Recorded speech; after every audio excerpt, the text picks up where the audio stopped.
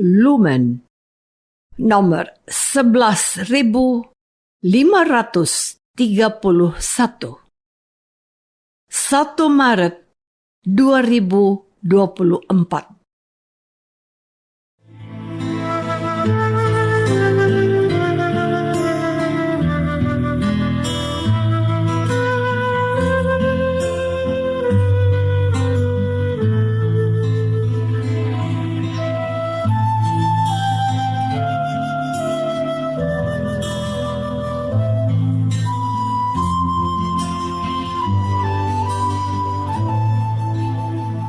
Saudara pendengar di segenap penjuru tanah air, selamat bergabung dengan Lumen Indonesia. Lumen Indonesia siap melayani Anda setiap hari. Saudara terkasih, marilah kita bersatu dalam Tuhan kita Yesus Kristus yang tidak berubah dahulu, sekarang, dan selama-lamanya. Allah Sang Maha Rahim mengasihi dan menerima sebagaimana adanya kita. Allah Bapa kita di surga senantiasa bersedia menolong, menghibur, dan meneguhkan kita dalam menghadapi segala permasalahan hidup sehari-hari.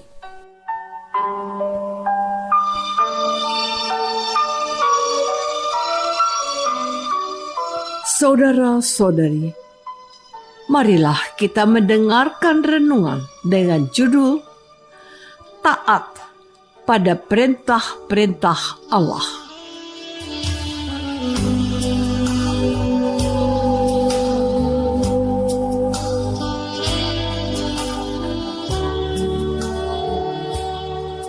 Yang berdasarkan pada Injil Matius bab 21 ayat 37, 38a dan 39.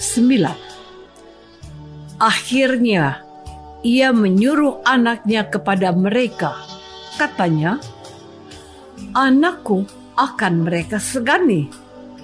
Tetapi penggarap-penggarap itu menangkapnya dan melemparkannya keluar kebun anggur itu, lalu membunuhnya.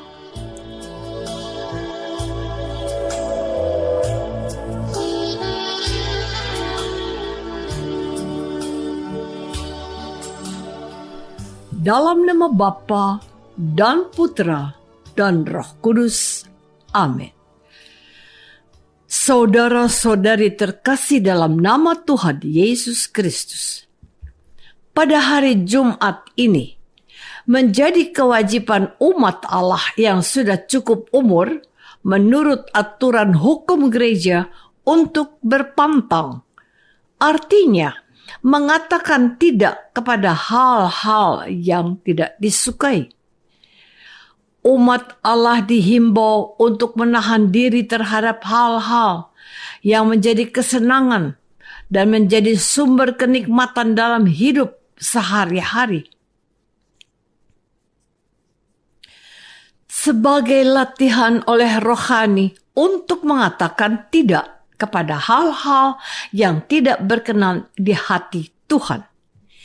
Injil hari ini secara tersirat mengatakan ketidaksukaan Allah akan sikap orang-orang Yahudi yang telah melanggar perintah-perintah Tuhan. Mereka juga tidak peduli akan warta keselamatan yang disampaikan oleh utusan-utusannya, para nabinya, dan bahkan oleh anaknya sendiri. Mereka hanya memikirkan kepentingan mereka saja. Perumpamaan tentang penggarap-penggarap kebun anggur adalah kiasan dan gambaran yang telah terjadi pada orang-orang utusan Allah dan Yesus Kristus yang telah mereka tolak dan mereka telah bunuh. Saudara-saudari terkasih, ketika imam-imam kepala dan orang-orang Farisi mendengar perumpamaan Yesus, mereka mengerti bahwa merekalah yang dimaksudkannya, dan mereka berusaha untuk menangkap dia. Tetapi mereka takut kepada orang banyak karena orang banyak itu menganggap dia nabi. Inilah fakta sejarah yang dialami oleh para pengikut Yesus berkenaan dengan Tuhan Yesus yang mereka ikuti, yang mereka imani, dan kepadanya mereka menaruh pengharapan mereka. Matius mencoba menghadirkan kembali peristiwa keselamatan Allah yang telah berlangsung berabad-abad lamanya, hingga sampai pada puncaknya bahwa akhirnya Allah yang mengasihi umatnya mengutus anaknya yang tunggal, tetapi dia juga ditolak dan akhirnya dibunuh juga. Jemaat Kristen, ex-penganut agama Yahudi, sebagai penerima pewartaan Injil tulisan Matius ini, dengan sangat mudah memahami apa yang menjadi pengalaman sejarah dalam kehidupan nenek moyang mereka. Mereka tahu apa yang terjadi dengan para utusan Allah serta para nabi Allah yang dianiaya, disiksa, dirajam, dan dibunuh. Mereka juga mengalami apa yang terjadi dengan Yesus. Dia disalibkan. Saudara-saudari terkasih, pada hari ini kita mendengarkan perumpamaan ini lagi. Justru di saat kita memasuki masa Prapaskah, di mana kita merenungkan kisah sengsara Tuhan Yesus. Kisah sengsara itu juga kita renungkan melalui devosi jalan salib yang diadakan di lingkungan gereja Katolik pada hari ini. Melalui perhentian-perhentian jalan salib, umat diajak untuk merefleksikan kembali pengorbanan Sang Juru Selamat, yaitu Tuhan kita, Yesus Kristus. Kita berdoa dan berlutut, kami menyembah Dikau ya Kristus dan bersyukur kepadamu, sebab dengan salib sucimu Engkau telah menebus dunia. Perumpamaan tentang penggarap-penggarap kebun anggur ini membawa kita kepada perlakuan yang telah dibuat orang-orang yang telah diberi kepercayaan oleh Allah untuk menggarap kebun anggurnya.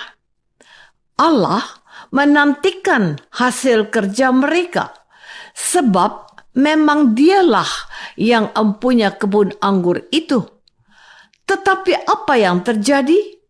Mereka bukan saja tidak menyerahkan haknya, melainkan mereka telah menghabisi para utusan dan baninya, tidak terkecuali anaknya. Maka apabila tuan kebun anggur itu datang, apakah yang akan dilakukannya dengan penggarap-penggarap itu? Kata mereka kepadanya, ia akan membinasakan orang-orang jahat itu dan kebun anggurnya akan disewakan kepada penggarap-penggarap lain yang akan menyerahkan hasilnya kepadanya pada waktunya. Saudara-saudari terkasih, ada dua hal yang dapat kita renungkan pada hari ini. Pertama, kita diingatkan untuk menjaga kepercayaan Tuhan atas kebun anggurnya dan memberikan hasil terbaik yang menjadi haknya. Kita diingatkan juga untuk tidak merasa berjasa dan tidak menaati kepercayaan yang telah diberikan kepada kita. Janganlah kita berkhianat kepadanya sebagaimana yang dilakukan oleh orang-orang kepercayaannya itu. Hal ini menyatakan kepada kita untuk tidak memiliki ketidaktaatan mereka. Kita diundang untuk menjadi hamba-hambanya yang setia. Maka selama masa Prapaskah ini, kita harus membangun hidup taat dengan mendengarkan perintah Tuhan dengan baik serta melaksanakan dengan penuh kesetiaan. Kedua, kita diingatkan untuk tidak menolak tawaran keselamatan dari Allah. Sebab jika tidak demikian, maka apa yang telah dipercayakan kepada kita itu akan diberikan kepada orang lain. Orang Yahudi sampai hari ini tidak percaya kepada Yesus sebagai juru selamat mereka. Dan kitalah yang mendapatkan hak atas kebun anggurnya. Ini adalah suatu peringatan buat kita bahwa percaya saja tidak cukup. Dibaptis saja bukan jaminan. Yang utama adalah mendengar dan melaksanakan perintahnya dan menghasilkan buah berlimpah. Jangan sampai kita mengaku sebagai orang Kristen, tapi tidak selamat karena tidak menaati kehendaknya.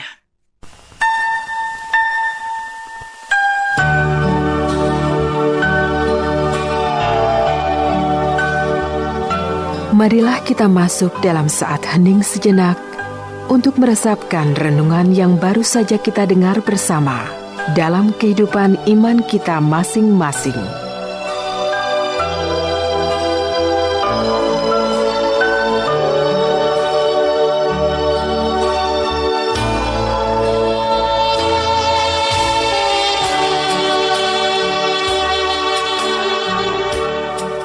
Apakah aku sudah menjadi orang Kristen yang setia dan melaksanakan firman-Nya? Marilah kita berdoa. Bapa yang Maha Baik, jauhkanlah kami dari sifat tidak tahu berterima kasih atas anugerah yang Kau limpahkan dalam hidup kami. Mampukan kami menjadi murid yang taat dan melaksanakan kehendak Yesus Kristus, Tuhan dan pengantara kami. Amin. Semoga kita semua selalu dinaungi dan dibimbing oleh berkat Allah yang Maha Kuasa. Dalam nama Bapa dan Putra dan Roh Kudus.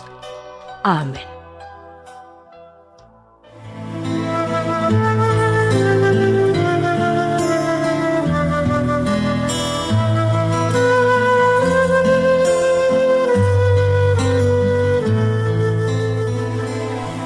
Dengan penuh kasih dan sukacita, Lumen Indonesia mengundang saudara-saudara seiman di segenap penjuru tanah air. Sekiranya ada tanggapan ataupun saran, kirimkan surat Anda ke Lumen Indonesia. Terima kasih atas perhatian Anda. Sampai berjumpa lagi dengan Lumen Indonesia pada waktu dan gelombang yang sama esok hari.